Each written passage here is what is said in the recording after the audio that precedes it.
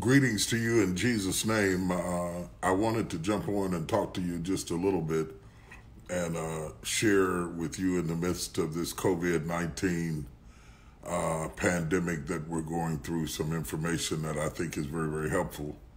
We've got two crises, as you are well aware of, going on simultaneously. One of them is the virus, and the virus is a global problem. It's a pandemic that has reached epic proportions, that is affecting all ages of people, young and old. People are getting sick. Some of them are passing away. Some of them are people that I know. Some of them are people that I love. And I'm sure many of you are experiencing the same thing. When you see it on the news and they tell you how many people died that day and they give you a number, while they're counting by numbers, those numbers are real people. They're mothers and fathers and sons and daughters and husbands and wives and people like that.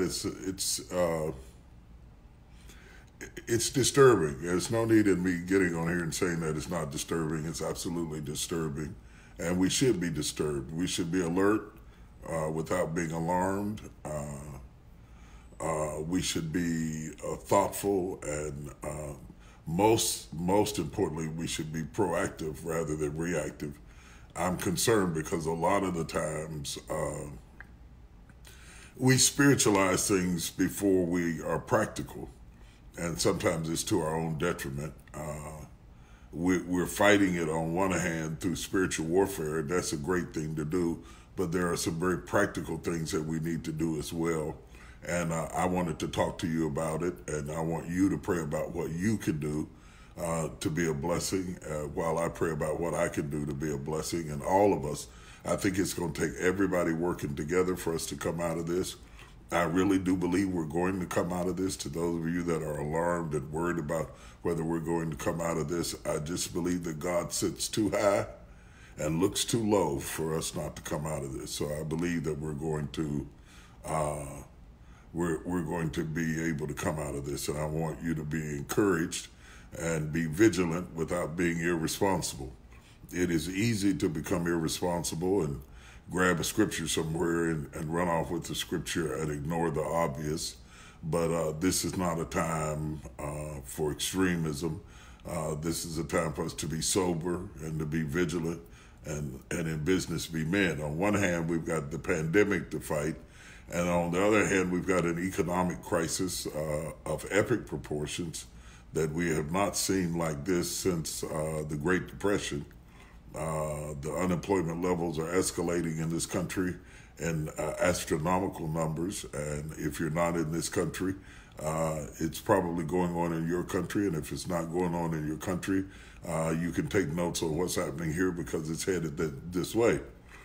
One of the things that we should learn from this is that we are interconnected.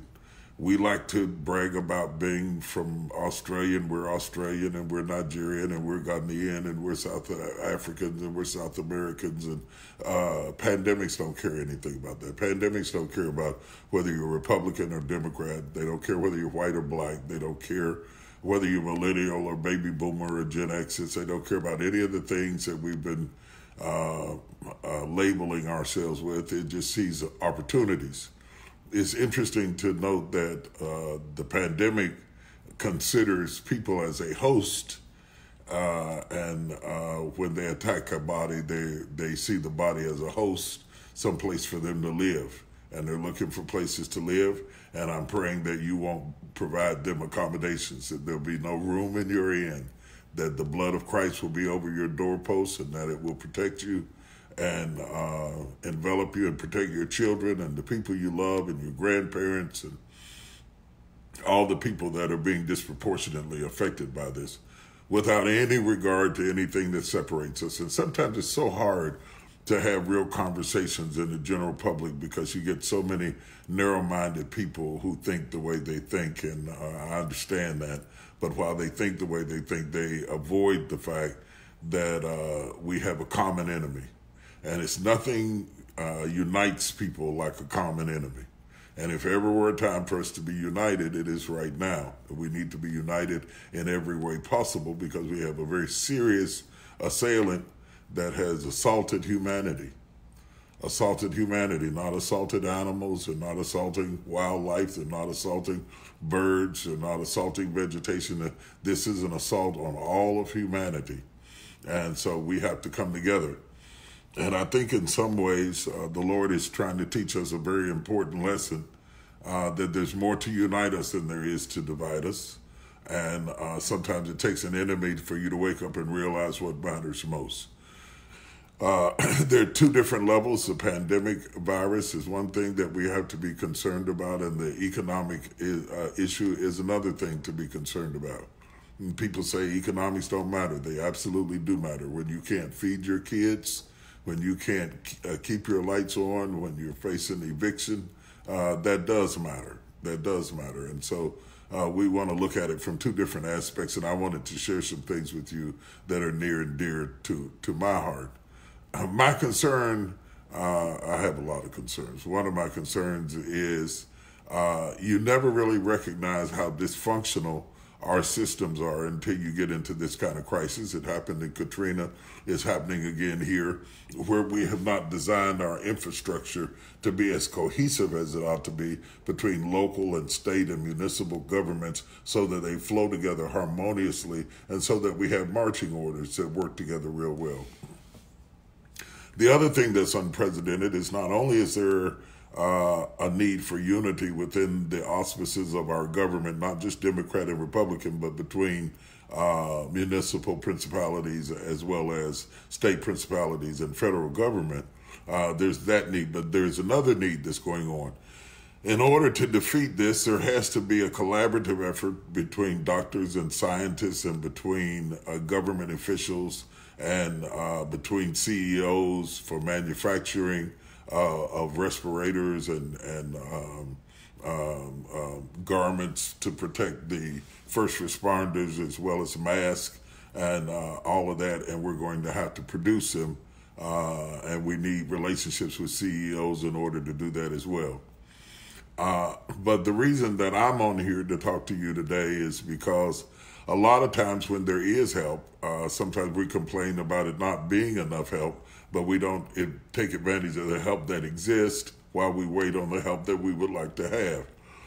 The CARES Act has been passed, and it is law now, and it may be imperfect, it may be flawed, but it's the best thing we got for right now in the U.S., and I wanted to make sure that you're awake and alert to who all is affected by it. I had an extensive conversation that I put in the Bishop's Village. Also posted it on our YouTube channel. I'm going to use my Instagram page as different things come up to make you aware of information so that you can act on it, not so much to critique it. A lot of times the comments we get are just critiquing comments, and they're being critiqued by people who don't own anything. But this particular cry that I have out is for small business owners, it's for not-for-profits, it's for pastors who are trying to figure out how to keep their doors open, how to make the mortgage payments, how to pay their staff, and how to not add to the unemployment that is escalating beyond belief. And even for those who are just employees who are being laid off and having to rethink their future, and you don't have long because bills don't wait. They keep right on coming. Needs don't wait. We need to eat every day. Our children need to eat every day. We have real issues to fight, and we got a slow start, but we're finally ramping some things up. The CARES Act is coming out of the gate. It is flawed. There is some lack of cohesiveness between the banks who have SBA loans and the government, but they're working through those cracks and crevices and they're getting up to speed. And I want to make sure that you are proactive in responding to it. If you own a business, if you have employees, if you're trying to figure out how to pay them, if you're unable to make money like you normally would, and now all of a sudden the bills are still coming in, the payroll is coming in, and you're fearing losing everything you have, or you're fearing being evicted because you can't make mortgage payments, the CARES Act has opened up some doors that you need to really be proactive and going to a bank that does SBA loans, filling out the forms that are necessary. I think you can do most of it online. You don't even have to physically go to the bank in order to get some kind of money coming in. It may not come in this week or next week. It may be slow coming in. But sometimes if you know that something's coming, it'll give you the ability to hold out a little bit longer until it comes in. My responsibility, or I've taken the responsibility on myself, is to be a bridge between the services that exist and the people who need the services. And I'm trying very desperately to make sure that you get the information in a way that's broken down to a very practical level so that you can respond. The funny thing about it is, both of the parts of the social construct of our country, both the faith community as well as the African American community, of which I'm attached to both, have a strong aversion and suspicion of anything that has any government to do with it, and we have good reason to have it, and I understand that. But do not allow your skepticism to stop you from being proactive and let the enemy come in and steal, kill, and destroy the things that you have without doing everything that you can to fight back. Now, spiritual warfare is good, and praying in the spirit and national days of prayer and international days of prayer is good, and I think we ought to do all of that. But we ought to, faith without works is dead being alone. We also ought to work to make sure that we're doing while we're praying, that we're working while we're praying, that we are vigilant and doing everything we can to keep things going. From time to time, if you follow me on Instagram in particular, but it's also true on Facebook, but certainly on Instagram, I will have conversations with people that I have influence and access to that maybe you don't, or maybe you don't have that access to, so that you can break down, so that we can break down some of the questions that you have and respond to it so that you can stay upwardly mobile and sustainable, most importantly, through this period. It's not going to last. I just don't believe it's going to last. But during the time, it doesn't have to last to do a lot of damage. A hurricane doesn't last, but it can still do a lot of devastation before it passes away. And so what I'm trying to do is to do all I can to connect those services, connect that information, and bring it to you in such a way that you can know what to do and where to go and how to get things done quickly. This is not the sort of thing that you can think about a week and procrastinate on. It's things that you need to act on so that your livelihood, your well-being, your jobs, your staff, your people that you need can stay up and going. While we are trying to continue, our churches are trying to continue to service our parishioners through social media, it's hard for a lot of churches who have not been involved in social media in a great way to get it up and get it going, because social media is a culture within itself. And just because you start streaming doesn't mean that you immediately are going to get an audience, because you haven't done that before and you haven't built up a following. You don't have the audience that you need, so it's going to take a minute. That doesn't mean you shouldn't do it. You absolutely should do it, because right now it's the only thing that we can do. In most places in the U.S., we're sort of on lockdown. And if you can have service, you're only allowed 10, in some places 50 people at the most in order to fill your churches. Some people feel like this is a war against churches. I really don't think that. You're welcome to think that if you so choose. I really don't think that, but in my city, the bars are closed, the gyms are closed, the restaurants are closed. Around the country, some of the biggest events, NBA, NFL, everybody canceling out what they're doing. This is much bigger than just a war on churches. It is a fight to stop us from being a host for this virus by interacting with each other in such close proximity that the virus can leap from one person to another. Whether it's leaping through sneezing, coughing, or just talking, it is finding a way to leap from person to person. And the more we socially distance or physically distance ourselves from each other, you can physically distance without socially distancing, because you got social media. You and I are connected right now, so we can have social interaction with each other. If we were in solitary confinement in a prison, we wouldn't be talking on Facebook. So we are physically disconnected, but we're not necessarily socially disconnected. What I want to do, I just released on my social media a conversation between Senator Tim Scott and myself dealing with the CARES Act, dispelling some myths, telling pastors some very practical information about how you can access funds for mortgages, for payroll, for sustainability. Those funds are not, you don't have to pay those funds back for a year. And if you use it for your employees and your staff, the whole cost is going to be waived completely. That's a big help. That's a big relief to those who are in small businesses, not-for-profits, self-employed, entrepreneurs, and churches. All of those categories fit into that realm, and I want you to be quick to respond to it and get in on it before those funds are gone. Sometimes we're the last people to show up. We show up late because we listen to what the barber says, the butcher says, the butler says, the bartender or whoever you're talking to is saying all kinds of stuff. I wanted to talk to you and tell you, you need to go ahead and apply, fill out the forms. They're not that complicated. Get the information in place and get ready to receive some resources so that you can have sustainability through this period. Whenever I talk to you about business, most of you really get it and you understand it, but there's always a small quorum, generally people who aren't in business at all, who feel like, you know, you should be talking about Jesus and you should be talking about the rapture and you should be talking about the second coming. All those things are good and they need to be talked about.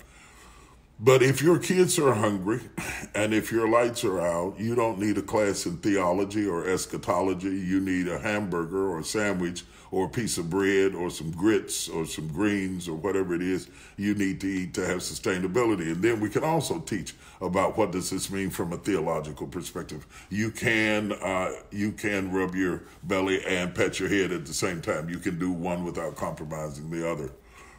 I'm in a unique position because God has blessed me to be able to have access to some people of influence, not all of them, but some people of influence. And I also have access to people who need the services that the people of influence have. And so it puts me in a very unique position. If all you want to hear is spiritual content, then follow me at the Potter's House and go there and you'll hear nothing but sermons. But if you follow me at Bishop Jakes, there's going to be a consortium of information that comes available to you, both on the practical, on the spiritual side, on the business side. As I gain information or access to people, I'm getting calls from absolutely everybody, from elected officials to CEOs, to people whose parents are dying or they're in the house and they're shut in and they've contracted the virus. I'm getting calls from everywhere. And so I have to be able to speak in a very bilingual fashion to be able to respond to all types of people with all types of needs. If you want to be aware of that, I have a YouTube channel that's available on YouTube. And as I get things that I think would be helpful to you, I will share them. I will put them in the Bishop's Village. I will put commercials about them on my Instagram site.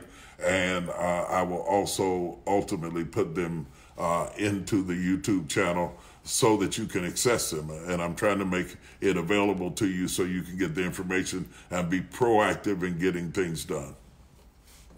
From a scripture perspective, to me, the role is kind of like Nehemiah.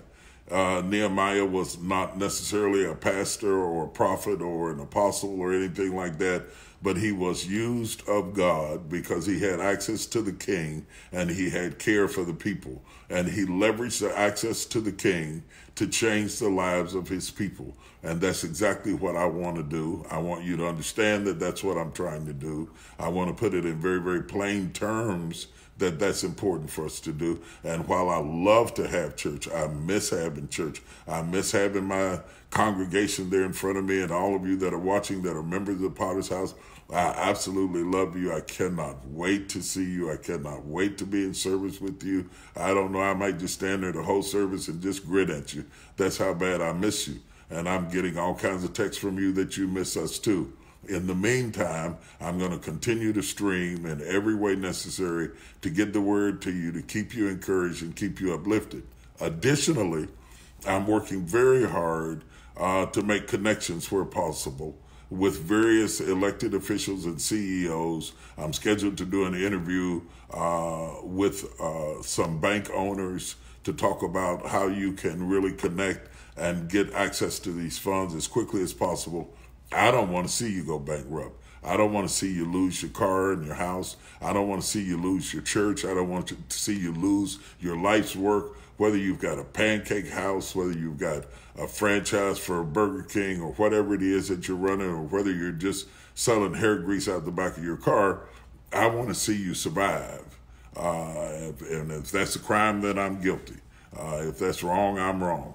But I think it is important. I think it is necessary. And I will do my best to do my part to try to get as much information to you as quickly as you can. From a philanthropic perspective, we have been providing food to first responders, and we're going to continue to do that from week to week as long as we can, as long as we have any kind of support or resources. We're going to try to direct as much as we can to help those people who are working 10 and 20 hours around the clock and risking their lives and risking their families to take care of our families and our loved ones. I think that's important. Why would we bring food to them? Because those of them that work the night shift, the cafeterias often shut down. They either eat out of machines or they don't eat at all because the restaurants are also closed down. So trying to make it easy for them to do their job and just to show some love and some appreciation is part of what we're doing. The second thing that we're doing is some of the school kids in the repressed areas where they're not able to access lunches. We have been going out and serving food to those kids and their parents so that we can keep the underserved served with food. Thank you to all of you that support our ministry and are helping us to do that. Quite frankly, it's really hard to do that because we're also fighting to stay afloat ourselves.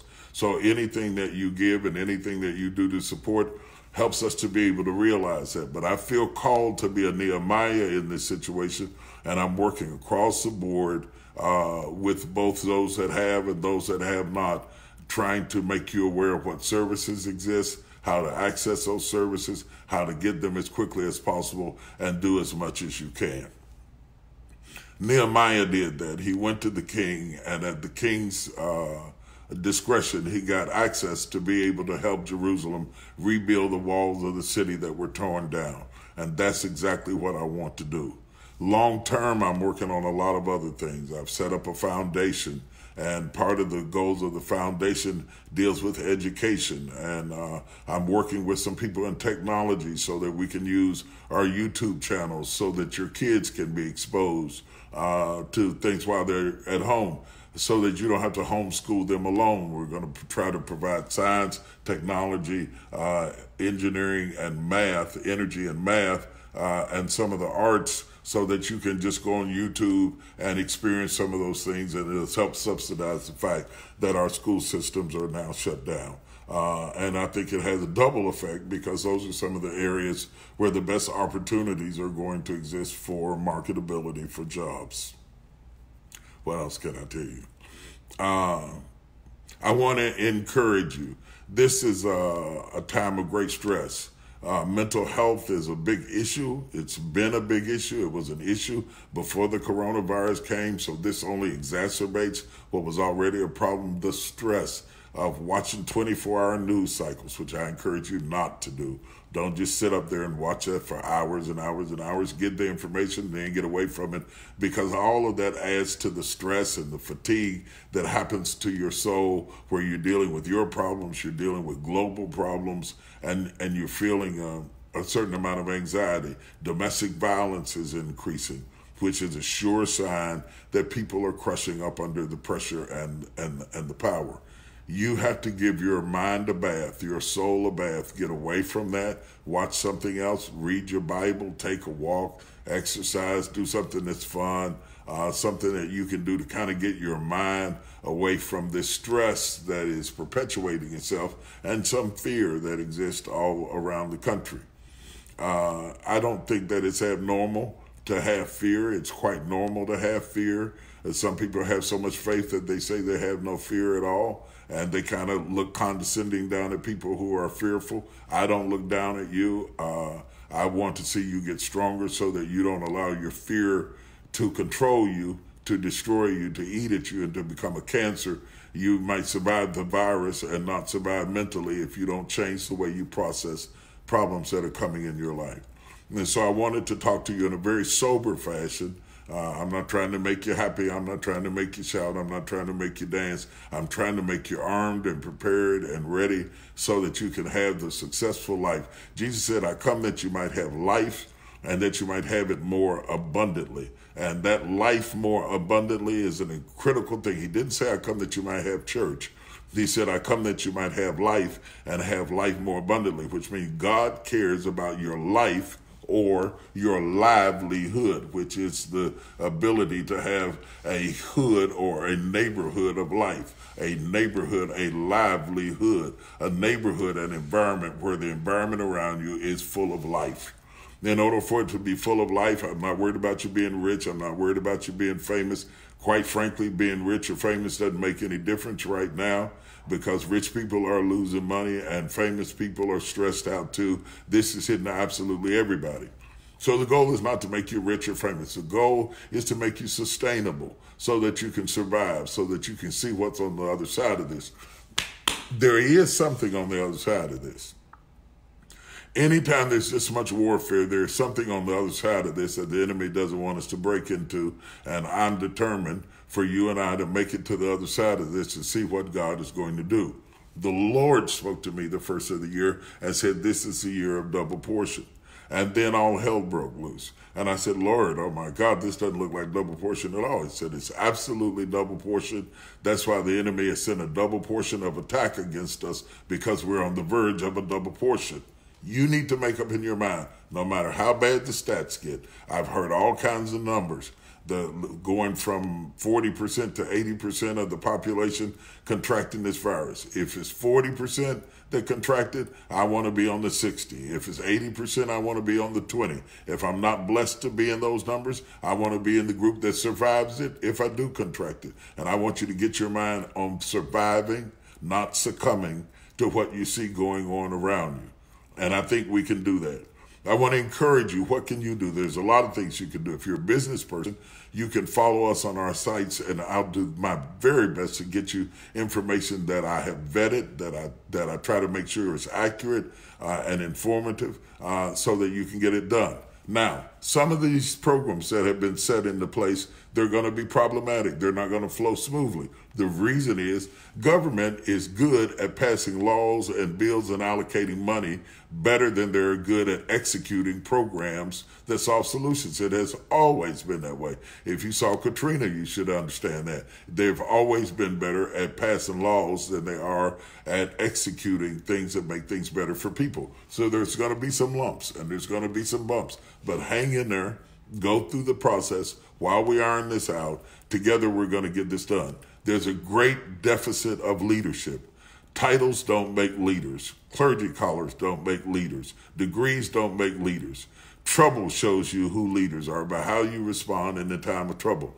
There is a deficit in this world for great leaders who can rise to the occasion when adversity comes. And this is why I have always been most passionate about my leadership conference. I hated that we had to postpone it. I really, really did. I was so excited about having it, but we are still going to get to have it. Right now, we have to be leaders, and then later on, we're going to get to train more leaders. I want to give as much information to you. I want you to leverage what you can to do things. You say, well, I don't have anything to leverage. I don't have anything to give. I don't have anybody of influence. I don't have any following like you have. What can I do? You got a phone or some sort of device, so you wouldn't be watching me right now. Check on people who live alone. Check on students who are away from home. Check on elderly people who live by themselves. Check on people who are prone to depression. Check on people who are going through stuff. And if you don't do anything but just cut it up with them, laugh, have a little talk, 30 minutes, and just letting them know that they're not alone. Little nice things you can do. Go into the grocery store for somebody that's elderly, wearing gloves, bringing the stuff back, dropping it off on the porch. Don't go in. Don't fellowship with them. Kind of protect them from you and you from them, but do what you can to make things better for people that are going through a hard time. God has called us to service. This is a time for every disciple, every preacher, every bishop, every business owner, every CEO, every millionaire, every artist, every talented person to come off of your stage for a minute and gird yourself with a towel and figure out how you can serve somebody, serve humanity, and make the world a better place. If you're like me, I am so grateful that God has done what he's done in my life, and I feel obligated to do what I can to try to make things better in whatever way that I can make things better for other people. You can call somebody. You could cook for somebody. You could go grocery shopping for somebody. You could just check on them and see if they're doing okay. You can bring food to a family who can't even see their loved ones. Can you imagine? I just recently talked to someone whose mother died, and they said it was horrible enough that I lost my mother, but what made it even more terrible is that I couldn't even hold my mother's hand while she was dying. That was really hard to hear. That's painful. That's stressful. Can you imagine your child being shut up on a respirator, and you can't even hold their hand? You can't even come in the room. Can you imagine losing a loved one and you can't even have a funeral? And you have to pick out who can come in the room to have a funeral. These are tough times. To my brothers and sisters that are in third world countries, I'm especially concerned about you.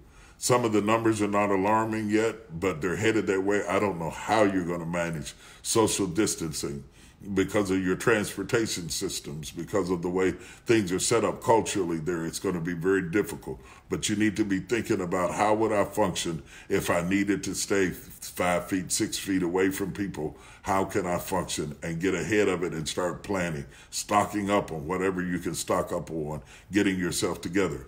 I believe this is going to pass. It has not reached its zenith yet. It has not reached its apex yet. I pray that it doesn't reach the level that it's projected to reach, but it could be possible that we lose more people in the days to come. Every day, the numbers in this country are going up on the people who die. These are not just numbers. They're people. Some of them are people I know. Some of them are people in the faith. Some of them are pastors. Some of them are bishops. Some of them are gospel artists. Some of them are actors and movie stars. This hits everybody. Everybody. Please be careful. Please take this seriously. Please don't be cavalier about this. Please don't be foolish about this. Please understand that just because you know somebody doesn't mean that they're safe to be close up on. Just because you're related to them doesn't mean that they're safe to be up on. You can be in the same room, but maintain some distancing. Take some precaution. Treat this seriously. I'd rather you have on gloves and a mask and not need them than to need them and not have them. Do whatever you can do to preserve yourself and protect your children, and hold on to your life. I know it's hard being shut up in the house, sometimes a small house, with a bunch of kids, and they're there all day, and now you're not working, and you're home with them. But don't take it out on them. Don't beat them. Don't abuse them. Don't start fighting with your wife. Don't start breaking up the things that you own. Hold yourself together. If you need mental health is available. You can pick up 1-800 numbers. You can get on hotlines. You can talk to somebody. If you need prayer, you can call 1-800-BISHOP-2, and we've got prayer lines available for you. Tell them you want to be on the prayer line. Get on the prayer line. Let somebody pray with you. Whatever you need to do to get off the cliff, I want to see you get off the cliff because I want to see you survive. I know I can't change the world. I know I'm not Superman. I know I'm not Hercules. I know I'm not anybody of any note or worth or any power, and compared to other people, not any real great influence. But whatever influence I have, I want to leverage it to serve you, to serve my Lord, to serve my generation well. And I wanted to get on here and leave this message with you to give you some guidance and tell you what to look for. If you're not following me, you should follow me. You should follow me. There's going to be ministry on there. There's going to be messages on there. But from time to time, when I hear something substantive that you need to know that will help you, I will interrupt the normal flow of what we do and put the interview on there or put the person on there. And we're going to be talking about mental health. We're going to be talking about emotional well-being. We're going to be talking about health care. People are getting access to the drugs they need to take care of their bodies, insulin, things like that. We're going to be talking about how to hold on to your house, your mortgage, hopefully how to hold on to your job. So if you go on my site, there's some information already there. If you go into the YouTube channel, there's some information already there. There's more information that I'm going to load. I try very hard to vet it to make sure, because it's hard out here. You can't just Google, because if you just Google, you're going to hear some of everything. Just because somebody tweeted something doesn't mean it's true. Just because you saw something on the internet doesn't mean it's true. I try to vet the people that I present to you to make sure that the information is accurate, intelligent, and thorough, because I'm a shepherd. I'm a shepherd. And if you call yourself a shepherd and you don't do everything you can to protect your sheep, then you're really not a shepherd at all. You're just a guy who sits up front and drinks water and talks a lot. A real shepherd has a shepherd's heart, and a shepherd's heart is never to see the sheep destroyed. I love you. I'm praying for you. I care about you, and I wanted to get this message out to you to let you know you're on my heart, you're in my thoughts. I'm up in the middle of the night praying for you. I'm praying for us. I'm praying for this country. I'm praying for other countries around the world. To all of you who are in Iraq or in Iran or on a military base, I'm praying for you. To all of you nurses, to all of you doctors, to all of you technicians, God knows I'm praying for you. Thank you so much for your service. Thank you so much for putting yourself in harm's way. Thank you so much for doing things that nobody else would do, and taking care of our mothers and our daughters and our sisters and our brothers while you worry about coming home to your own. Wow, you're amazing. I know you're tired. I know you're overworked. I know you're afraid. I wanted to just tell you I appreciate you so much for what you're doing. To all the truck drivers that are driving all night to bring food so that we don't run out of food, and we don't run out of supplies, and we don't run out of hand sanitizers, and I don't know what the thing is with the toilet paper, but so we don't run out of toilet paper. I don't know why everybody's hoarding toilet paper, but whatever that is, to all the truck drivers that are bringing us the mail and bringing us the packages and bringing us the things that we're ordering by phone, to all the people who are bringing us food for the restaurants who are fighting to stay open and doing deliveries in ways they've never done them before, and you are delivering that food, thank you so much for your service.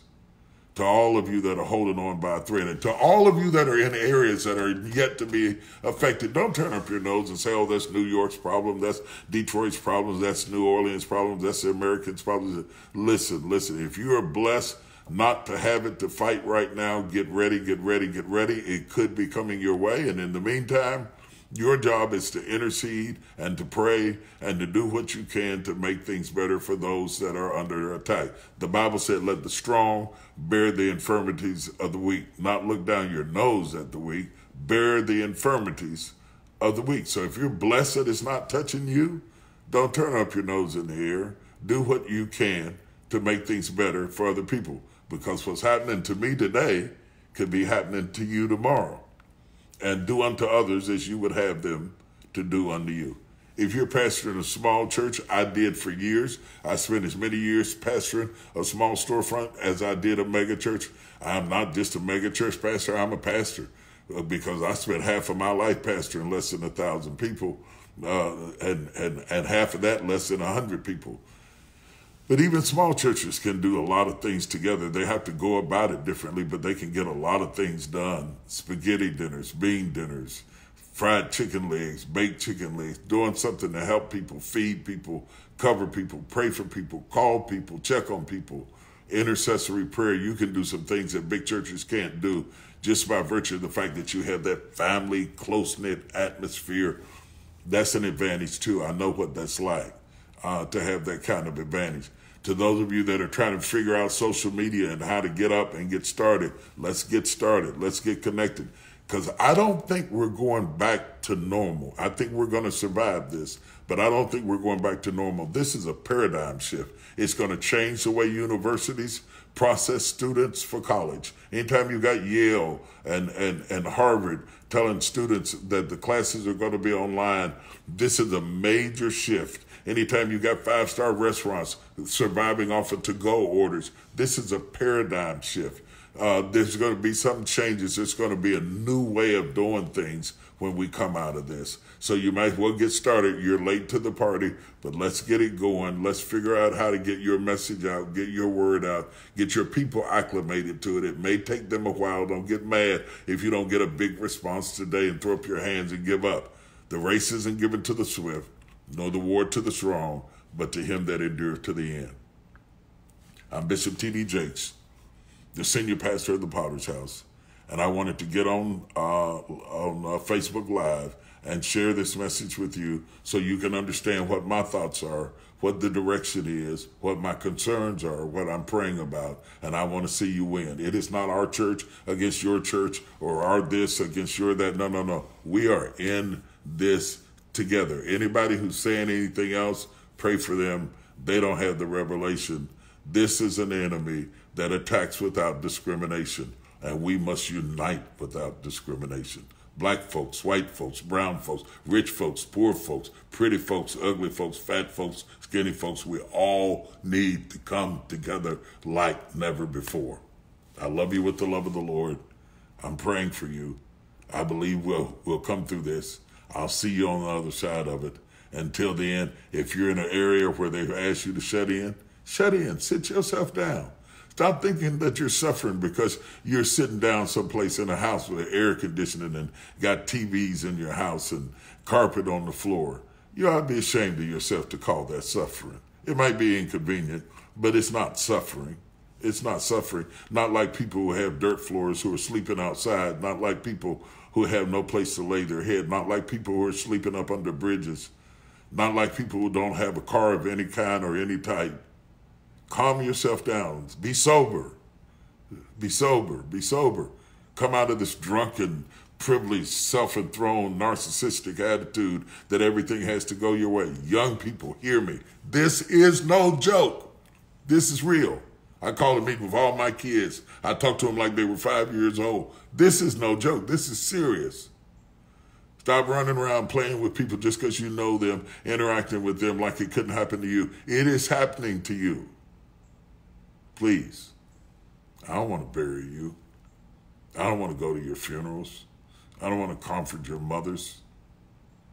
Get yourself together. Go sit down somewhere. Do something productive. Write something. Build something. Make something. Watch TV. Do something. But don't put yourself in harm's way. Again, this is Bishop T.D. Jakes. I'm the senior pastor of the Potter's House. I'm leaving you a message. I might not be grinning, but there's love all over this message. There's care in it too. And to all of you that are asking me to pray for you, I'm already doing that. You pray for me too. I want to stay well. I want to stay healthy. I want to continue to provide service. Enemy doesn't want my voice to stay out there. You pray for me too. You help me, I'll help you. We'll come through this together. I don't want to bury my children, my grandchildren. I don't want to know that kind of pain. I've already had enough pain. I don't want it for you either. Let's hold each other up before God, okay? And let's start planning on what we're going to do on the other side of this. Together, we can make a difference. I love you, and look for me. I'm going to be sending you more information. I'm going to be providing more information, and I need you to put forth a little bit of effort it takes to follow, to connect, and to listen, to read. If I wrote something, read it. If I direct you somewhere, go there and check it out. It might be applicable, it might not be applicable. If nothing else, at least you'll have knowledge about it, okay? Truth is our great friend right now, and it's hard to get truth in a world full of lies. Love you. Take care. See you soon.